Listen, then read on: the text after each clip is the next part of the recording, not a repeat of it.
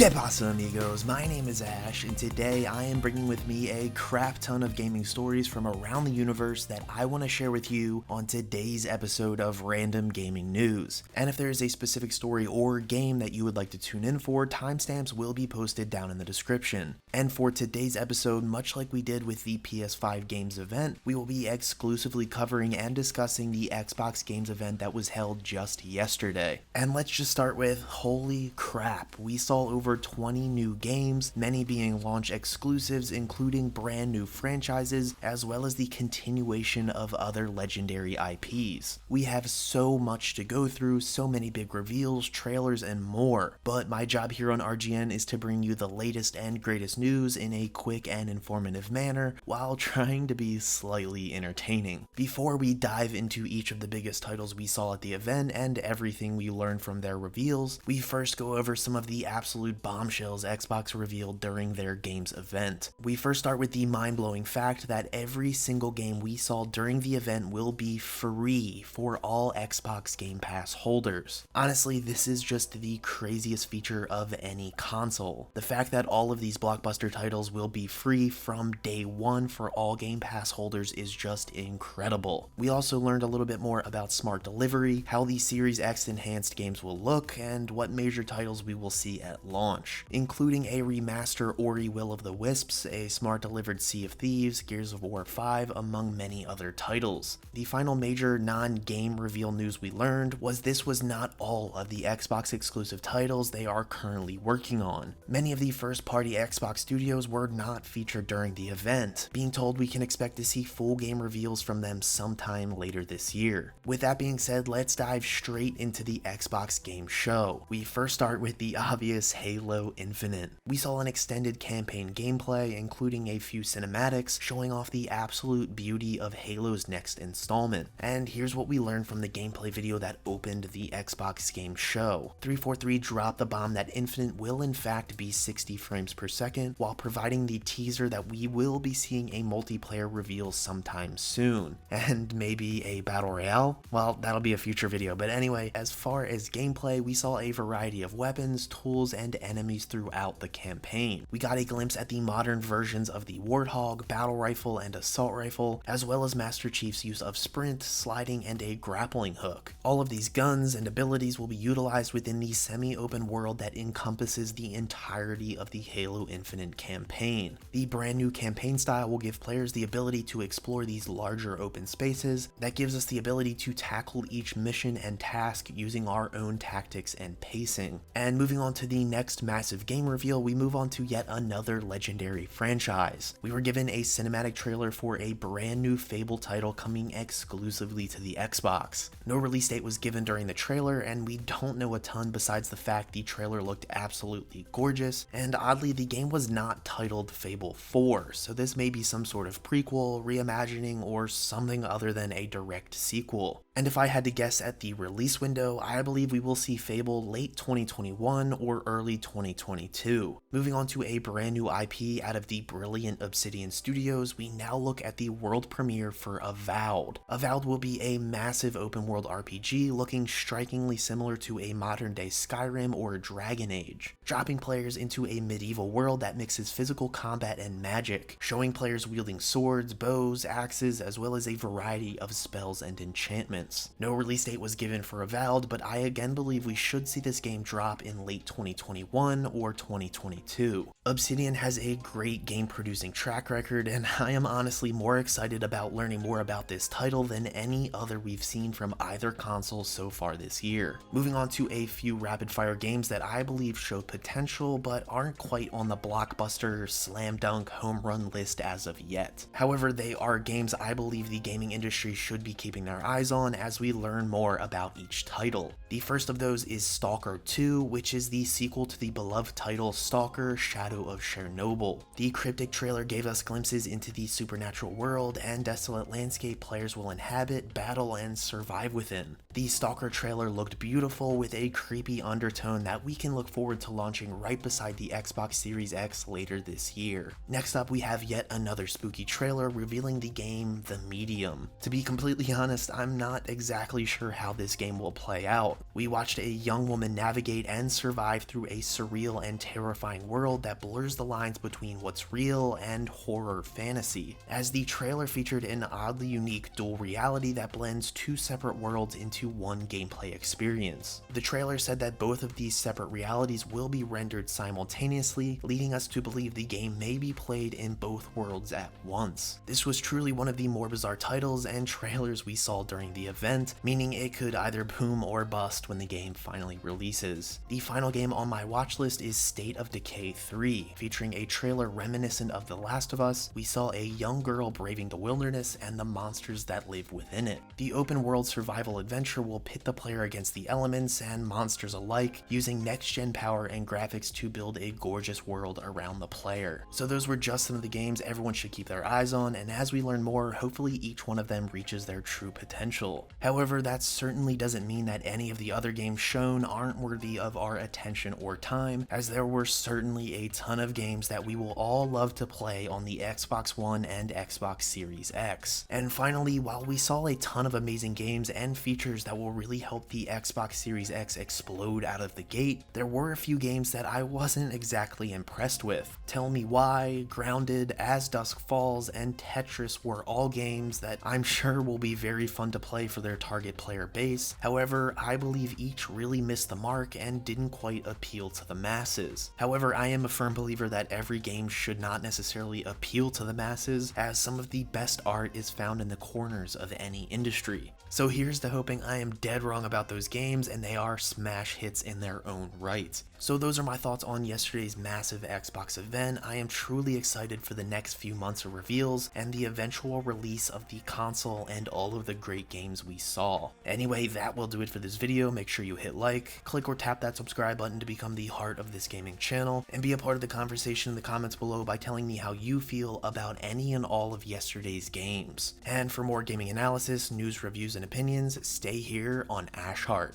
And as always, thanks for watching.